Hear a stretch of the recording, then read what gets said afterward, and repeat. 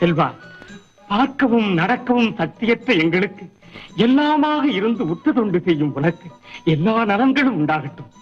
பெற்றோரை மதித்து பெரும் தொண்டு செய்கிறாய். அடுத்த பிறப்பிலாவது நாங்கள் உனக்கு தொண்டு செய்ய ஆண்டவன் எங்களுக்கு அருள் புரிய வேண்டும் அப்பா. செல்வா, வெளியே யாருடன் பேசிக் கொண்டிருந்தாய்? அகத்திய முனிவர் நம் ஆசிரமத்தை நாடி வந்திருக்கிறாரப்பா. அகத்திய பெருமானா? அருந்தவ முனிவர் ஆயிற்றே, அவரை வெளியே காக்க வைத்து விட்டால் நீ இங்கு வந்தாய்? ஆமப்பா, பெற்றவர்கள் திருவடியை வணங்கிவிட்டு வருகிறேன். அதுவரை சற்று பொறுங்கள் என்று சொல்லிவிட்டுத்தான் வந்தேன். காக்க வைத்ததின் காரணமாக அவர் கோபப்பட்டு ஏதேனும் சாபத்தை கொடுத்து விட்டார்?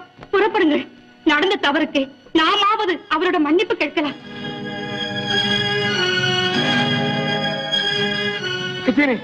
திருவிள்ளைத்தனமாக எங்கள் செல்வன் செய்த தவறை மன்னித்து விடுங்கள்.